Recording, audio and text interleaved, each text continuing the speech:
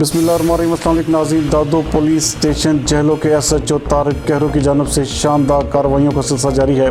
हमारे district reporter गुलाम Rabbani Bloch के मुताबिक SHO तारिक कहरो अपनी टीम मोहम्मद खान वगियो, नेमतुल्लाह लशारी, वकार पहवर, माजिद गोपांग, रजाक चन्ना, कलंदर बक चांडियो, मोहम्मद उमर कमरानी और अली कोर पहवर के साथ गश्त कर रहे थे। इस दौरान डाकुओं ने मोटरसाइकिल और सोलर प्लेट छीनकर फरार होने की कोशिश की तो पुलिस और डाकुओं के दरमियान में फायरिंग का तबादला हुआ, जिसके नतीजे में मुलज़म मोटरसाइकिल और सोलर प्लेट्स छोड़कर फरार होने में कामयाब हो गए। पुलिस का कहना है कि पुलिस पार्टी फरार मुलज़मान के ताक़ुब में है, जल्द ही उनको गिरफ्तार कर लिया जाएगा।